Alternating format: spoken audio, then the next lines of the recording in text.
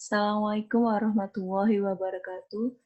Selamat siang anak-anakku semuanya. Kelas 7 SMP Budi Utomo Surakarta yang saya sayangi dan saya cintai.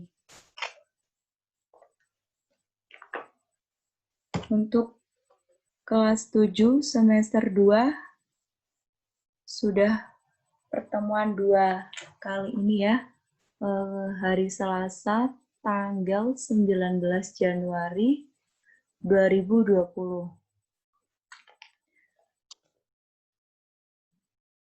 Berjumpa lagi dengan saya Ustazah Putik dengan mata pelajaran Pendidikan Pancasila dan Kewarganegaraan.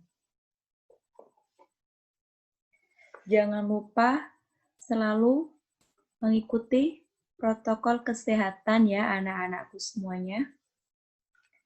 Seperti yang pertama, menggunakan masker.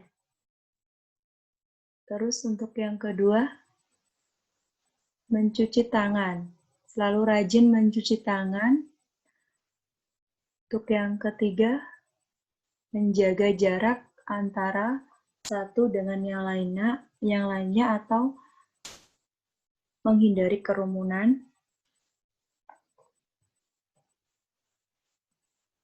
Anak-anakku, pada kesempatan kali ini kita nanti akan membahas tentang bab 4 semester genap.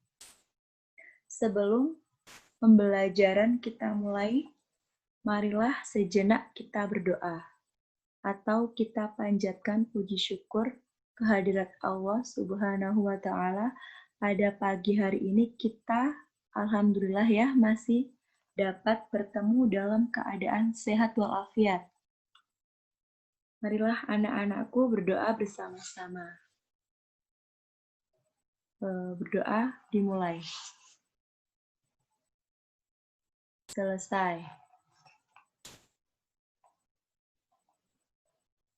Dan sebelum pelajaran dimulai, amal soleh dipersiapkan untuk alat tulisnya. Dan amal soleh dicatat. Bab 4 ini mengenai keberagaman.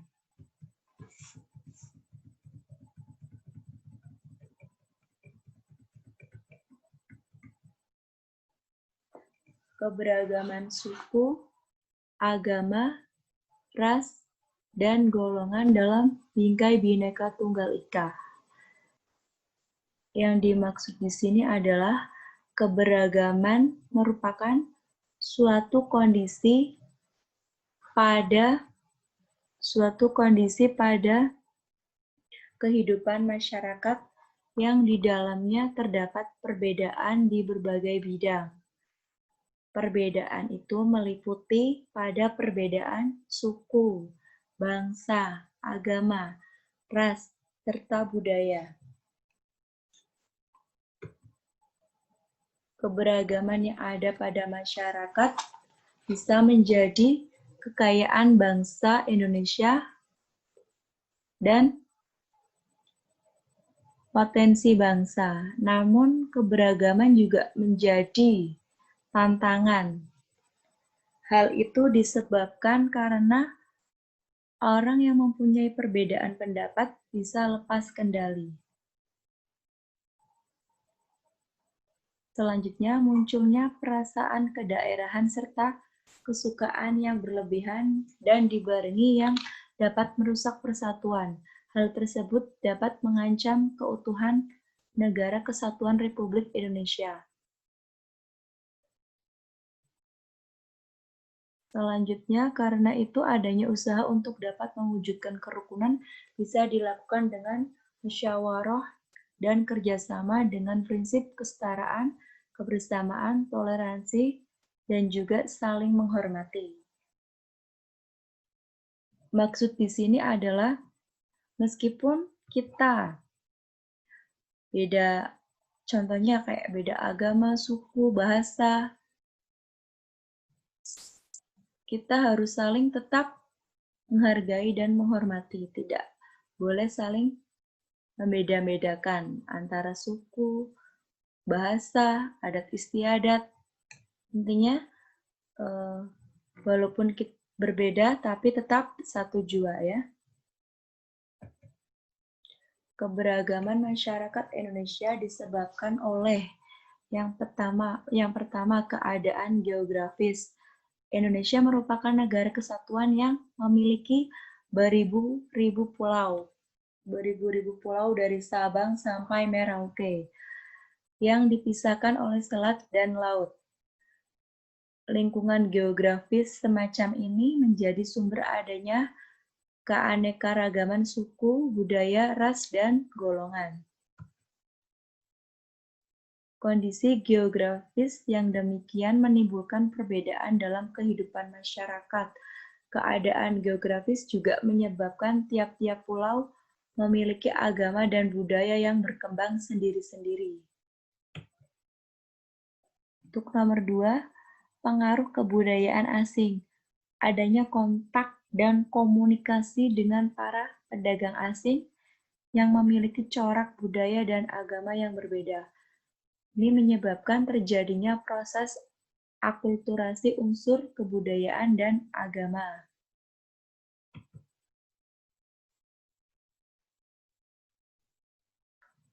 Yang ketiga ini kondisi iklim dan kondisi alam yang berbeda.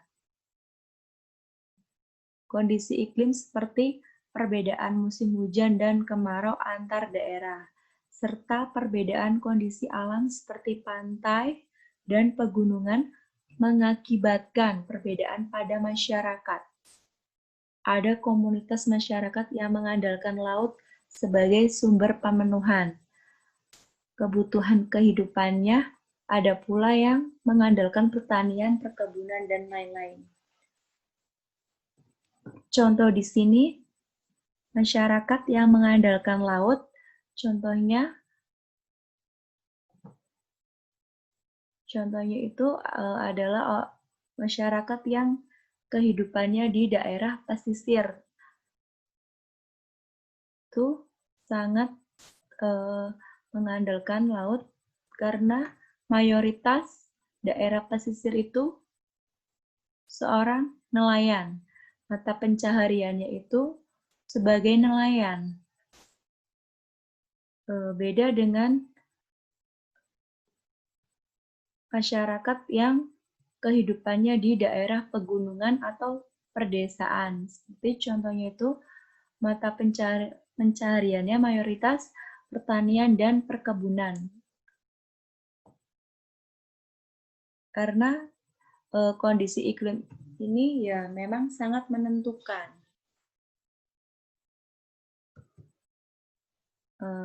Keberagaman suku bangsa di Indonesia. Sejak zaman dahulu, bangsa Indonesia dikenal sebagai masyarakat yang majemuk. Hal ini tercermin dari semboyannya Bhinneka Tunggal Ika, yang artinya berbeda-beda tetapi tetap satu. Kemajemukan yang ada terdiri atas keragaman suku, bangsa, budaya, agama, ras, dan bahasa. Perbedaan suku bangsa satu dengan suku bangsa yang lain di suatu daerah dapat terlihat dari ciri-ciri sebagai berikut. Yang pertama, tipe fisik, seperti warna kulit, rambut, dan lain-lain. Contohnya di sini itu tipe fisik. Setiap orang mempunyai tipe fisik yang berbeda-beda.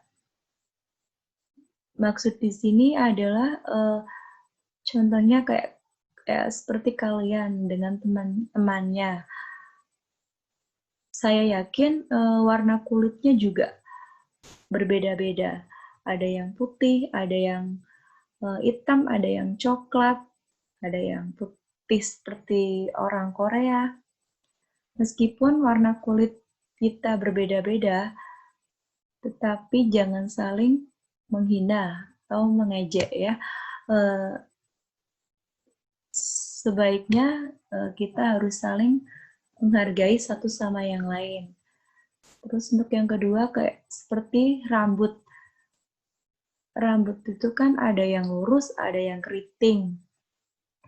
Contohnya misal kayak kalian mempunyai teman, satunya rambutnya lurus, satunya keriting. Jadi di sini tuh kita tidak boleh saling menghina.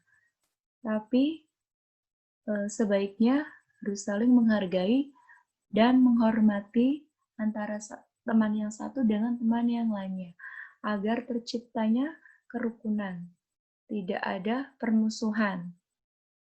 Untuk yang kedua, bahasa dipergunakan, misalnya bahasa Batak, contohnya di daerah Sumatera, mayoritas menggunakan bahasa Batak. Terus untuk yang masyarakat Jawa, contohnya menggunakan bahasa Jawa. Ada yang memakai bahasa Indonesia, ada yang memakai bahasa Jawa halus. Itu tergantung dari tempat tinggalnya di daerah mana. Terus untuk yang ketiga ini ada bahasa Madura dan lain-lain. Selanjutnya adat istiadat, misalnya pakaian adat, pakaian perkawinan, dan upacara kematian. Pakaian adat Jawa dan luar Jawa itu memang berbeda. Terus upacara perkawinannya pun berbeda, tidak sama.